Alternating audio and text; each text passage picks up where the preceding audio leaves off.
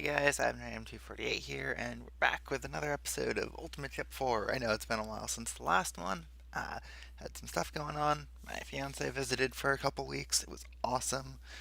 Now I'm just recording some more. So we're going to get right into it. This is episode 8. This is Hot Springs. So I'm going to go read that hint because it's worth reading. This level, totally not inspired by Ape Escape. So it's funny because this level is actually 100% inspired by Ape Escape. Screen transitions with little teleports. I put hints where the mailboxes in the level are. I think I need to get flippers from somewhere before I can do this part, though. So there's a little chip here where there is in the game of Monkey. There's some little ice bridges where you have to be careful.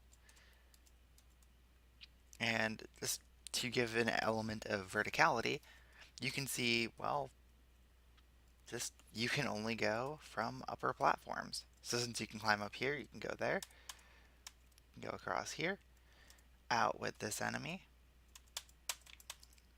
And I was correct that there are flippers. Right where you would get a guided pellet. So this level is like literally 100% Ape Escape inspired. Every single enemy and monkey, chip placement in this level, like monkey, chip, like it is total match. The Spectre coins in Hot Springs, which are just other collectibles, are, well, there's one here. It's a yellow key. And I think there should be one. I guess not. Whatever. So I'm trying to remember how to get to this chip. Because I know it's a little bit non-trivial. I think I'm going to have to come back here, but that's fine. Yeah, I'll have to come back here.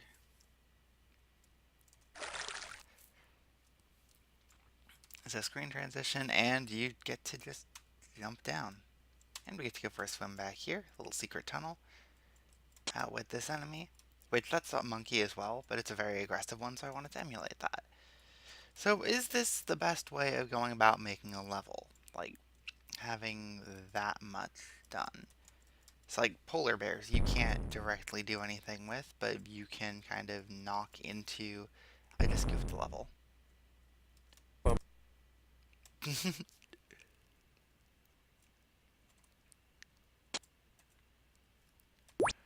Polar bears you can knock into ice. Like, that's cool. That's all well and good, right? Well, it is, but... is that the best way to make a level? I don't think so. Because when I was making this, I was a bit of a slave to the Ape Escape layout. And it kind of worked. I translated it decently well. Like, here's the hot spring itself. There's a waterfall there. But I can't help but feel that this inspiration was limiting. Like, when you're making a Chips Challenge level based on something, you don't want, like, to be a slave to it. You want to have all of the flexibility and stuff open to you. You want to be able to do anything with the level. Like, a loose inspiration is good, but trying to follow the layout exactly, not the smartest idea. And also, there was a dumb ordering thing where you have to go the other way. Like, you have to go through that little cave before you can come in here. You can go over here and get past this again. And then another deal with the walker again. And then this ball again. It's just... I could have been a lot nicer with the ordering. Like, I think I'm being extra harsh with this level because I see the idea and it's like, oh, this could have been awesome. And I'm sure you're wondering a little bit, why is the time limit 367? Because at the time I made this level, my time for the time attack on this level was 3.67. And that was the record at the time. The record currently stands at, I think, 242, unless it's 238. Regardless, like, it's in the 2.4 area due to a route improvement. It was a pretty fun route to develop, too. But yeah, we're just going to move on to another PlayStation-inspired level. So this is Clara. This is very obviously based on, well, Clara from Final Fantasy IX. Hit that button, Sandstorm, and you can't go back. Exciting. gonna need to set up a partial post here. Bummer. And I died because I wasn't paying attention. So the idea with this route section at the start is you're traveling through the routes and you don't stop, which I thought was a nice touch.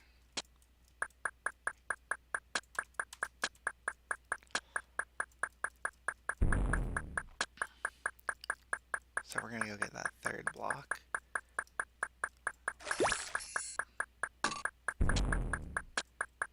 And we're gonna do this part, which is like, oh no, we only have 2 blocks. What are we gonna do?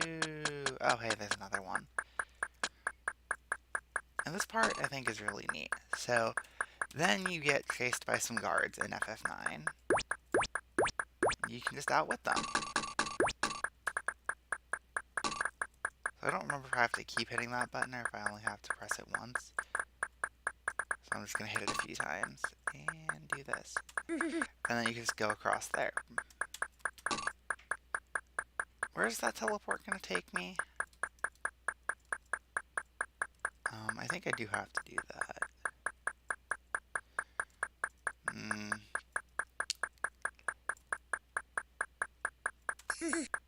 That's what I thought was gonna happen. Did I force that? Did I force going down and then doing a double override? 'Cause that's not very nice if I did. Oh, wait, no, I didn't. That's also not very nice, honestly. So this is just a, well, dirt section. It emulates the sandstorm that Clara has, protecting it. Ooh. And I don't think this part needed to exist, honestly. Like, originally I thought the level was too short and needed something, but this is just kind of filler and not the most interesting. And if I made it again, I would have put the Paramecia on traps instead of clone machines, I think. All that said, though, I do think crossing back through here is cool. And, like, it's not the it's not the worst thing that I could have done with the level.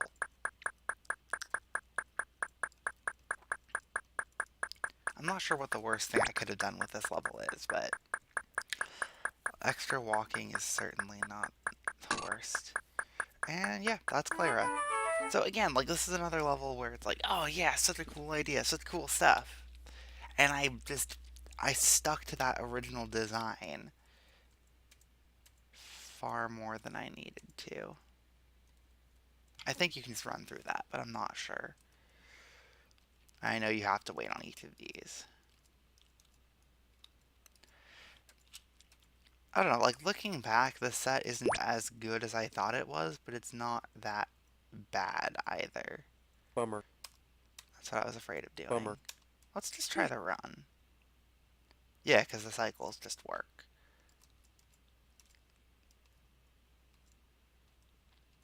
I don't know what I was thinking with this level, honestly. Like, where's the best column to go up here? Is it just gonna be another, like, line up the run? Let's do that.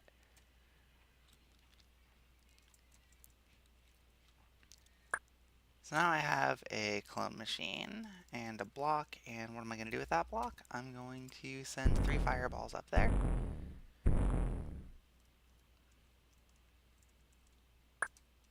And then I'm going to try to not have things go crazy. And by that I mean make things go crazy. Oops.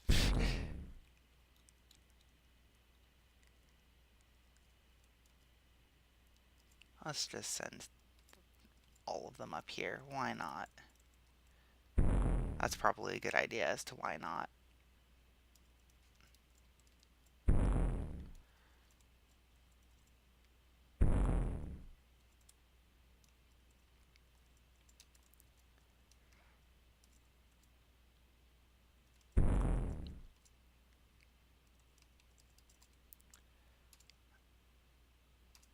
Is that gonna work? I think that's all of the fireballs taken care of. I know I was pretty quiet during that part, which is something I need to work on in terms of commentary. But I was just thinking about how to deal with... Oh. Crap, I lose. What? How did that... Did I just get, like, collision nonsense? Bummer. Yeah, this is a level. It's a weird idea. There's a secret hint in this level, and I think I'm going to go reach it if I can remember how to get to it. Because, you know, why not? Okay, so let's do this the smart way and not pick up the chips before we're absolutely certain of everything. That should be enough fireballs going up that way. Can just stand here and pay attention, and eventually things should stabilize a bit.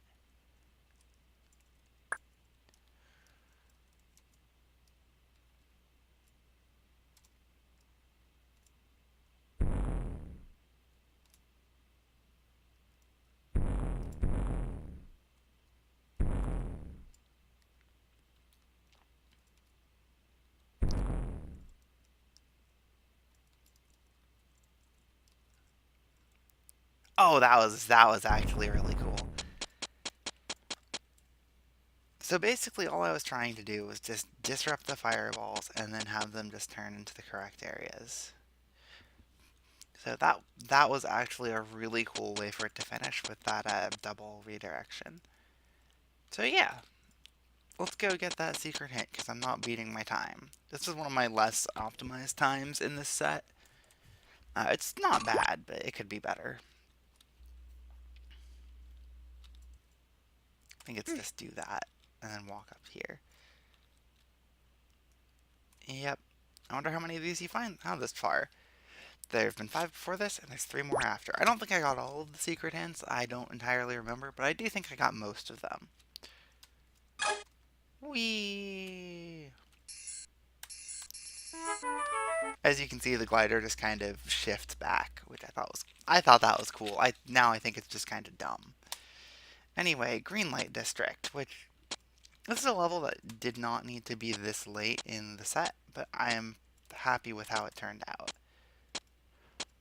Basically, there are invisible walls in a lot of places here, as you can see. So it's just a 4x4 grid where there are force floors that kind of show you where you can and can't go. And I think it's a neat idea. It's been kind of done by Josh with Fiery Fogstorm, or I think that's the name of the level. But that level's trying to do something a little different. Like, there's fire to guide you as well. This one is just the force floors and is a little more aesthetic focused than anything else. And I hadn't even seen Fiery Fogstorm when I built this. I was like, yeah, invisible wall level. I need one of those. What's a good way to make a fun invisible wall level? So I made Green Light District. Horizontal motion sensor is one I'm still really happy with, actually. Trying to remember how to do this start. I'm sorry about that cough. Yeah, it's just there's a teeth. It guides the toggles, and I have to figure out how to get in there. Do I need either of these blocks for anything? I don't think so, so I can just do that. And now I can go up here.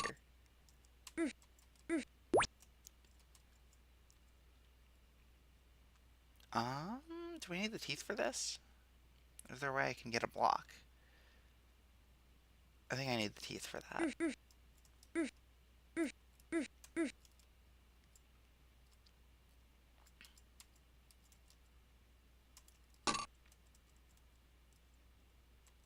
Bummer.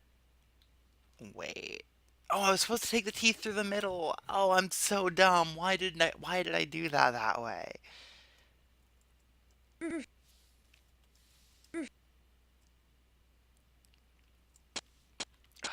Why did I think that was smart? Yeah, the levels are getting a little bit trickier here, but not that much harder than they have been. Like, that is one thing that Ultimate Chip 4 is not good at. It has a very shallow difficulty curve. It was very much made with a CCLP 1 mindset in mind, and it shows. Now, that's not saying there's nothing good in this set, because there's quite a bit of good stuff in this set.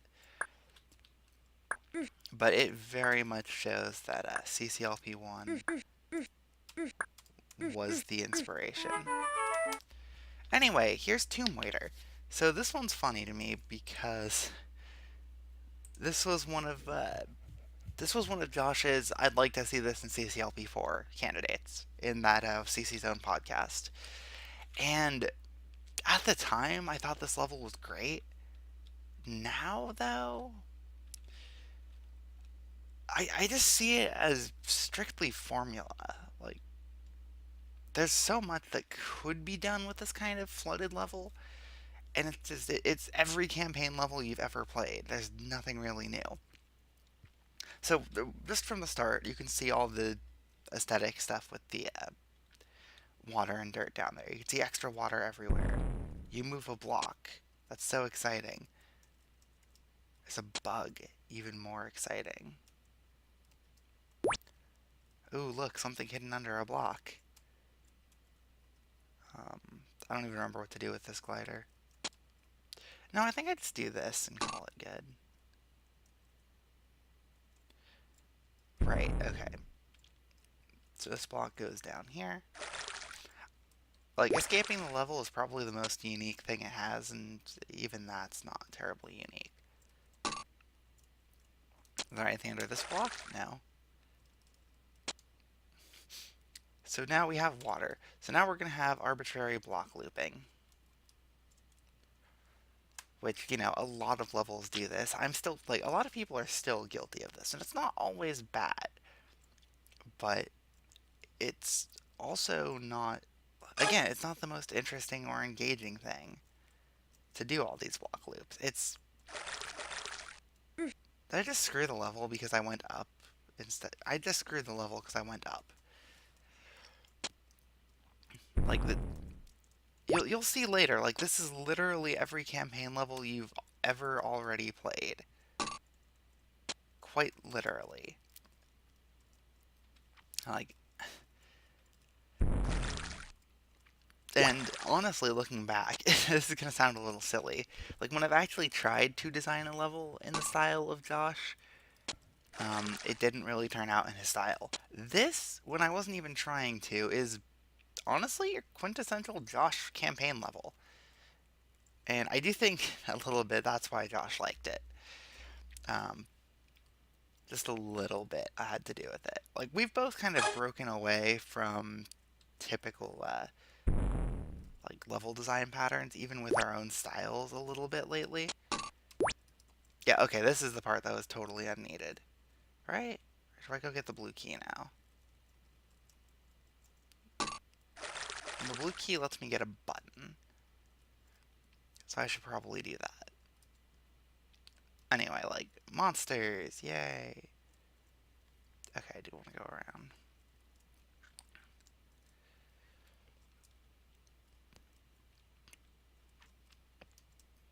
I mean, it's linear, and a lot of the sections are just more drawn out than they need to be. So where did that clone a block? Let's go back down and find out. Because if I remember right, yep, it's right there. So this part seems kind of cool. You got force floors. I don't like playing the section in links. I don't. I try not to make that kind of thing anymore. So here is the obligatory blue wall section that's in every campaign level you've ever seen. I'm going to leave that door closed for now. The most interesting thing I think this one has going for it is it has this loop. Every other wall is real, by the way. So now we're going to release this teeth. And he's going to blow up this bomb for us, because this ice was totally necessary. And then there's this room, which is like, okay, cool, it's inspired by block and roll. And it's like, why, though? Why block and roll? And this is one of those things that, when I outlined my thoughts on this level to, I think it was James a while back, he thought this part was cool, but I see it and I just think I could have done something better with this space. It fills space. It's not that interesting to play. Maybe I'm just being overly critical on my past self when I don't need to be. Just maybe I am. Maybe I'm not. maybe this level is actually great. I don't think it did too well in CCLP 4 voting, but it didn't do terribly either. So after that part, here's your obligatory block shuffling puzzle. That's actually really easy. Put this one here, put this one here. This was before I really knew how to design uh, good Sokoban puzzles, and so I just threw stuff down, and if I could solve it, it was good. So next up is taking this path to, the tired trope of reusing your Sokoban blocks after the traps have been used. This one isn't a bad trope, I don't think, but it's overdone. And again, this level has every single campaign level trope you've ever played. So remember that, those flippers, because obviously that's a backtrack. Oh no, I have to give up my fire boots. Now where do I go? Well, what's different from what I had before? Oh, I can go this way now, because the walls are flipped, and I'm on this side now. So, obligatory chip vault. Because again, this is every campaign level ever.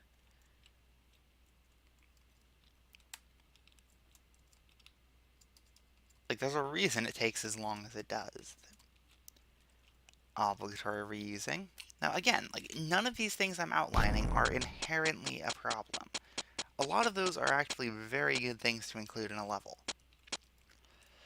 However, obligatory randomness at the very end is not one of those things.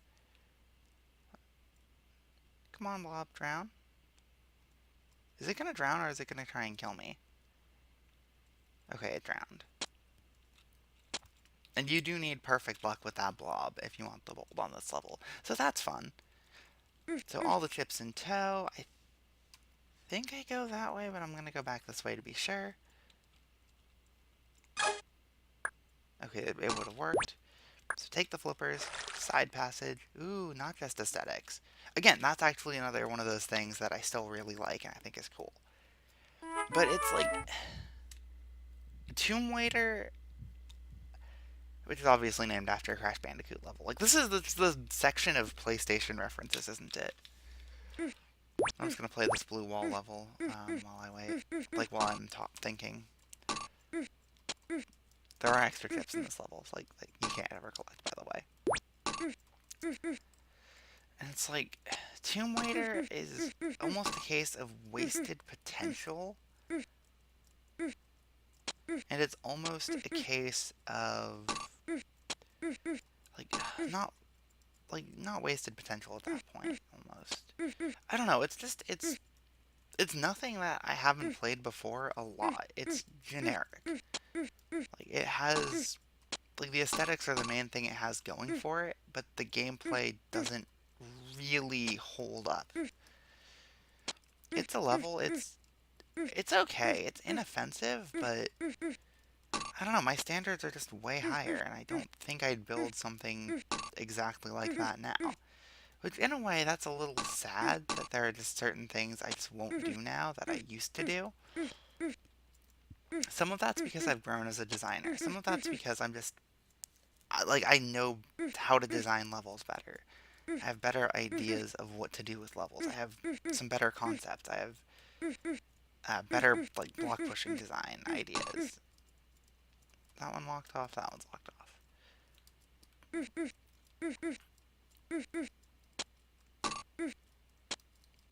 I know how to make things more interesting, more fair, telegraph things to the player. Make my block pushing stuff more interesting, because designing good Sokoban puzzles is not the easiest thing to do, but I've gotten a lot better at it.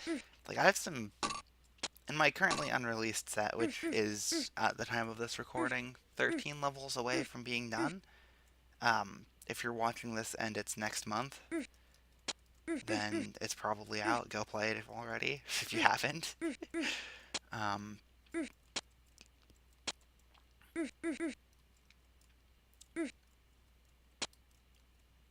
There's some tricky Sokoban puzzles in there that I got custom built. Sometimes because they use Chips Challenge mechanics, and there's not really a way to generate puzzles with Chips Challenge mechanics in that vein, unless you're Pie Guy, and you custom wrote software to do it, which is cool. I wish I had access to that. That would be a really cool program to mess around with. I don't care how unintuitive it is. I want to be able to mess with that.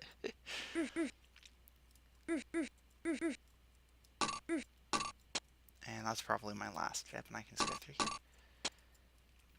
But yeah, it's almost sad in a way that there are just certain things I won't do, and there are just certain things that have been done that I won't do again.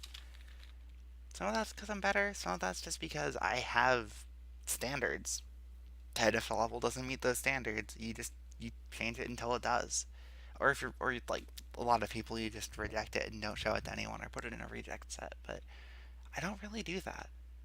I can't think of a single level I've made that I haven't lost. Because there are levels I made that I have lost that I just haven't posted. Anyway, this is Airlock Warehouse in Space. This is your obligatory tips under blocks level. I love these, so bear with me for a moment.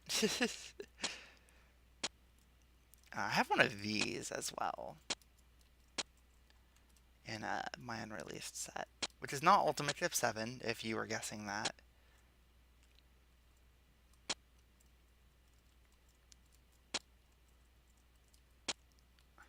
Guess again, it's not. It's not a continuation of Ultimate Chip 6 either. It is something completely outside of Ultimate Chip. So let's go this way. And then this puzzle in this level is the tricky one. I may have screwed it. No, I think I can do it by coming down here. Like, I love these kinds of levels. I know not everyone agrees with me on that. I know that's all of them. I do like the theming of like the space station and stuff. Oh yeah, another block checkerboard, because like block checkerboards aren't overdone. I had something else I was gonna talk about that I completely spaced on. Oh right, so if you're on the Tips Challenge Discord, cool. If you're not on the Tips Challenge Discord, why aren't you on the Tips Challenge Discord? So this one's gonna have to go up eventually. The reason I'm saying that is because I recently, almost completely by accident, started a project to port the CCLP sets to the CC2 engine. I'm just going to do this now for the best.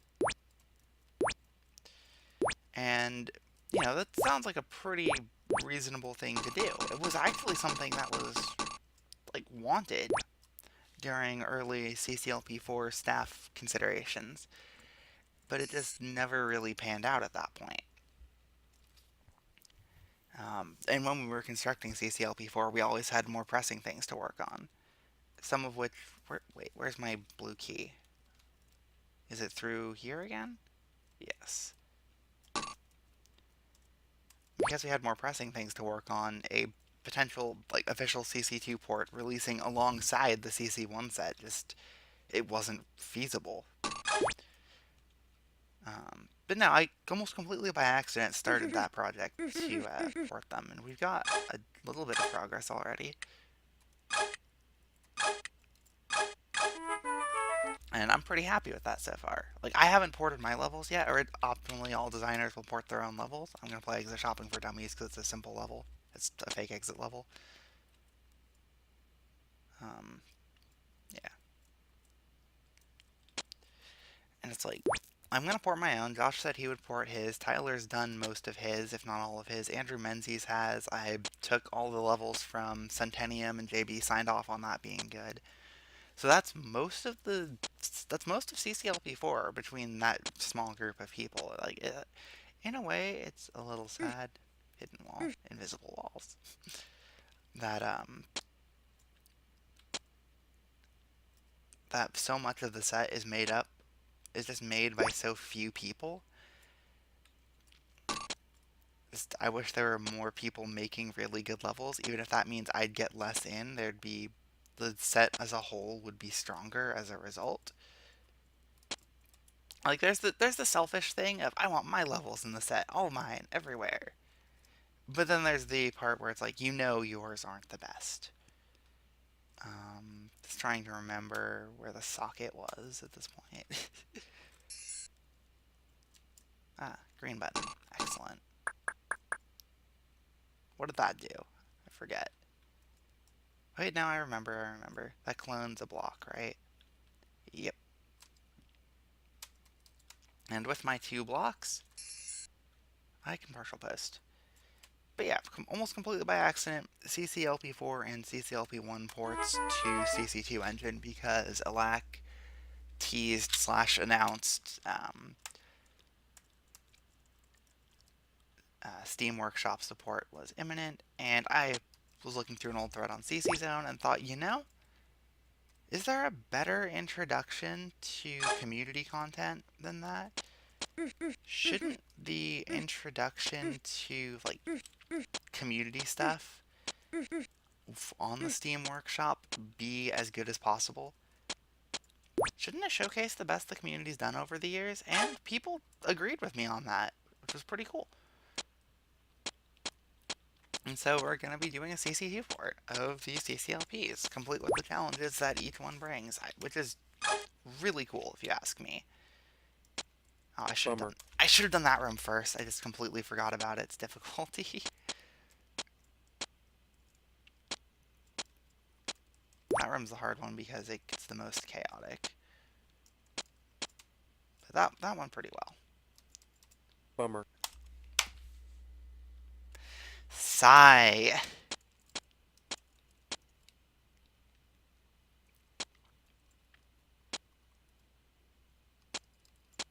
Bummer. Yeah. Don't ask why I decided to use gliders everywhere, because I honestly couldn't tell you. Bummer. I saw safety and then I didn't. This center construction was not a good idea. Do not do that in your levels. It's bad. Don't do it.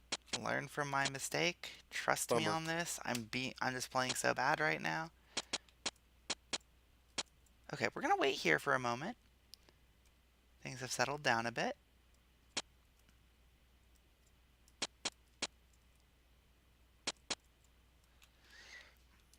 Oh, I forgot to get this. That's fine. I don't even know what I was talking about anymore.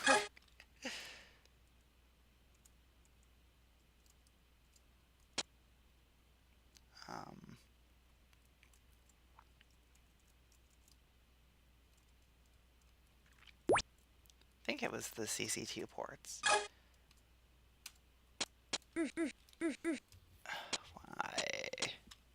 Why did I have to make that stupid death and lose all of my train of thought? It was a good train of thought, too. How does Josh not lose train of thought in his recordings of Josh L2?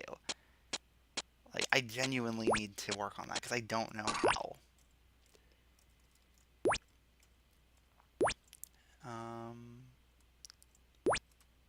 Okay, got all the keys. Now what? Do I go up? I think I go up.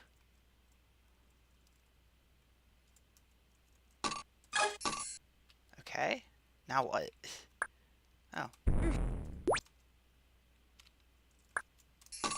Whoa. What is going on here? That one? Not that one. Okay, cool. Bummer. No! What? What are you supposed to do here? What are you supposed to do there?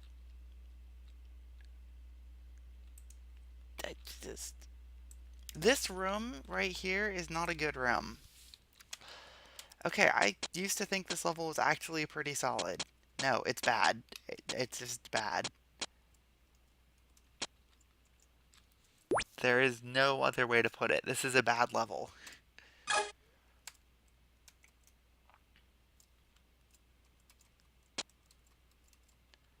Let's just do this as smart as possible.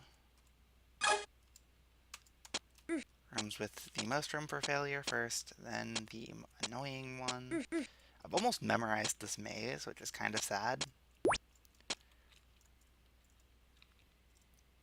Either that, or it's just I'm good at memorizing the path from running through it a couple times.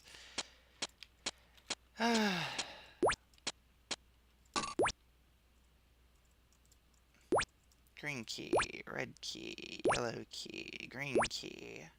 Up here again. See, this one works fine. It's this one that's just...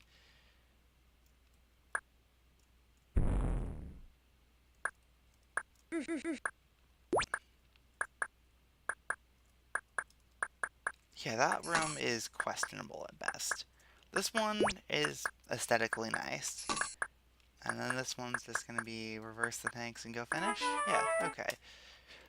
Okay, I did want to try to get to internally inconsistent before the end of this video, because that would be a really nice counterpoint to the Tomb Waiter comment about I don't know how to make Sokobans, but I made some cool ones.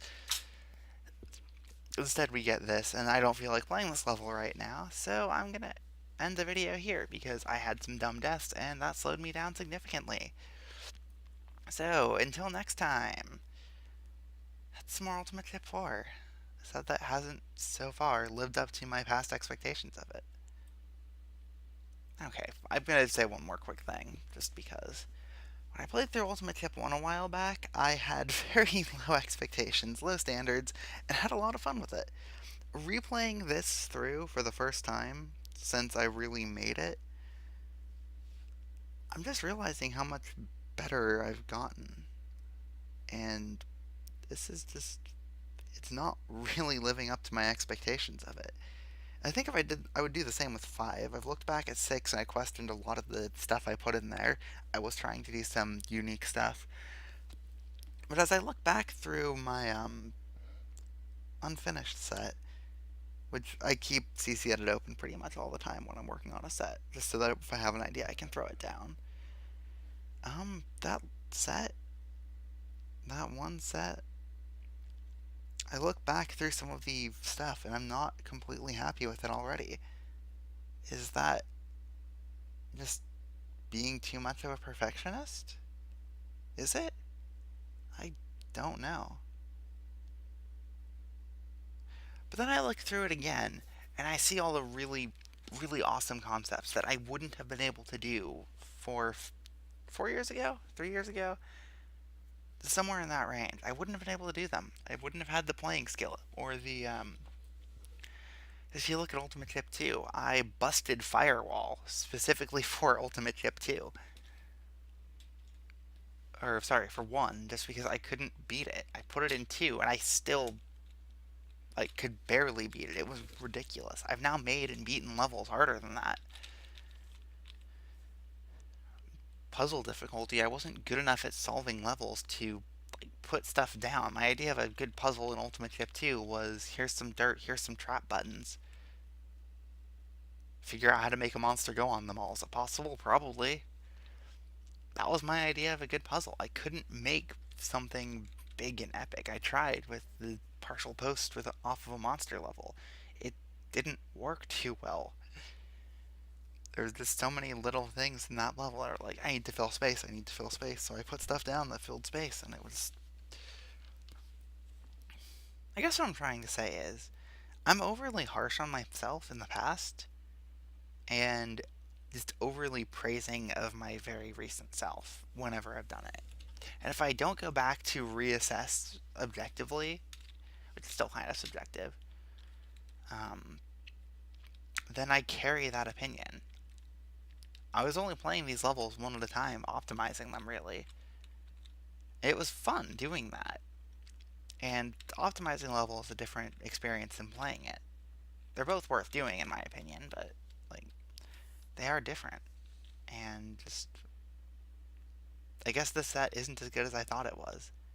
So let's say it's bad, by any means. I think it's still quite fun, but it's not the masterpiece I thought it was.